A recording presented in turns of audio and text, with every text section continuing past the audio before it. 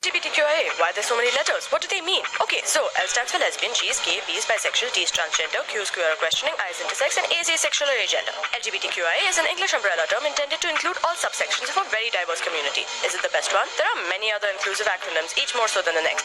Let's just take a look at this one here. Wow. Anyway, so LGBTQIA is broad, inclusive, and works best as an umbrella term. Though the irony is, it's been raining on our parade quite a bit over the last few years. India is a South Asian country with a long and complicated history, and lots of different people came here from all over the world and stayed. The last ones here were the British, and they stuck around for over 200 years and left only in 1947. The British Empire criminalized sexual activities against the order of nature, arguably including homosexual sexual activities under Section 377 of the Indian Penal Code in 1861, which was 150 years ago. To put that fact into perspective, here are some other things from 1861 that no longer exist. Sati, the telegraph, steam locomotives, the caste system. No, wait, that's still here. Oppression of women. Okay, that too. Child labor. Okay, never mind. Anyway, Section 377, also still here. Basically, Simon, go back, but we'll keep some of your archaic laws, thanks. Many people believe that homosexuality is a Western import. Side note, it's not. Actually, homophobia is the Western import, as evidenced by the introduction of Section 377 in not just India, but several former British colonies. The prohibition of homosexual acts is provided for in Section 377 of the Penal Codes of India, Malaysia, Singapore, Pakistan, Bangladesh, Myanmar, Maldives, and Jamaica. It is the model for similar laws that remain in force in Bhutan, Brunei, Kiribati, Marshall Islands, Nauru, Papua New Guinea, Tonga, Tuvalu, Samoa, Malawi, Mauritius, Seychelles, Sierra Leone, Somalia, Sudan, Solomon Islands, Sri Lanka, Ghana, the Gambia, Botswana, Kenya, Nigeria, Tanzania, Uganda, and Zambia. It was the model for since repeal laws in Australia, Fiji, Hong Kong, and New Zealand. So what's been happening in India with LGBT laws and issues since the British left in 1947?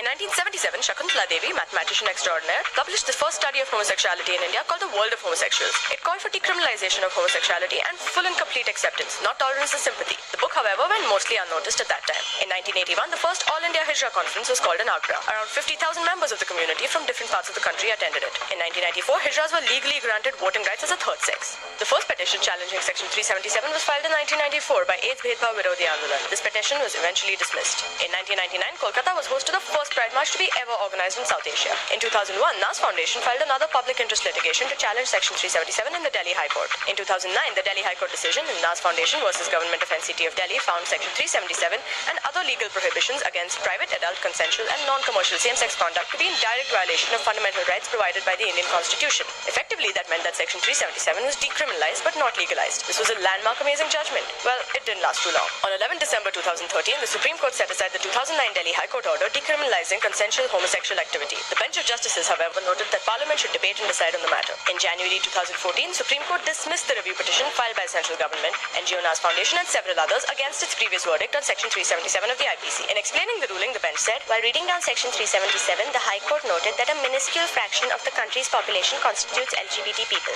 On that note, here are some other things that count as a minuscule fraction of the country's population. Vegetarians who eat egg, people who receive their Aadhaar card in the post, millennials who pay tax, number of people who actually get prosecuted for the crimes they commit. Anyway, the same year, in February 2014, the Indian Psychiatric Society released a statement saying that homosexuality is not a disease and that it did not recognize it as one. In April 2014, a National Legal Services Authority versus Union of India, the Supreme Court of India ruled that transgender people should be treated as the third category of gender. In December 2015, a bill for the decriminalization of Section 377 was introduced in Parliament but was rejected by a majority vote. By the way, at this point, the UK had already passed a legislation to allow same-sex marriage. Let's get this straight, or not. The country that actually gave us Section 377 has now made same-sex marriage legal. Homosexuality itself has been decriminalized in the UK since 1967. Let that sink in for a while. In February 2016, the Supreme Court decided to review criminalization of homosexual activity. In November 2016, Nama Pride was the first Pride in India to be made accessible for persons with disability. About 35 people with disability participated in the march and other events. On August 24, 2017, India's Supreme Court has given the country's LGBT community the freedom to safely express their sexual orientation. An individual's sexual orientation is protected under the country's right to privacy law. However, the Supreme Court did not directly overturn any laws criminalizing same-sex relationships. So at this point, the legislation stands in a convoluted paradox. LGBTQIA people are allowed to express their sexual orientation, but homosexual acts would still remain criminalized by the IPC.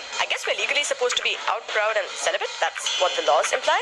India's march forward in LGBTQIA rights has been slow. And speaking of march, what is Pride? Not to be confused with proud, proudy, or that which comes before a fall. Pride is the positive stance against discrimination and violence towards LGBTQIA people to promote their self-affirmation, dignity, equality rights, increase their visibility as a social group, build community, and celebrate diversity. Pride, as opposed to shame and social stigma, is the predominant outlook that most LGBT rights movements carry throughout the world. Does it happen in India? Is it real? Is it fun? The answer is yes, yes, and hell yes. Here's a list of all the places in India that have had or still have Pride marches. Kolkata, Bangalore, Delhi, Mumbai, Chennai, Bhubaneswar, Ahmedabad, Pune, Thrissur, Madurai, Bhavani, Patna, Hyderabad, Surat, Guwahati, Cochin, Baroda, Thiruvananthapuram, Kozhikode, Nagpur, Bhopal, Lucknow, Bangalore, Chandigarh. So what's happening now? Well, to summarize, same-sex sexual activity legal, court decision pending. Equal age of consent, court decision pending. Anti-discrimination laws in employment, court case may be formed to repeal this law. Anti-discrimination laws in the provision of goods and services, court case may be formed to repeal this law. Anti-discrimination laws in all other areas, including indirect discrimination and hate speech, court case may be formed to repeal this law. Same-sex marriages, nope. Recognition of same-sex couples, nope. Stepchild adoption by same-sex couples, nope. Joint adoption by same-sex couples,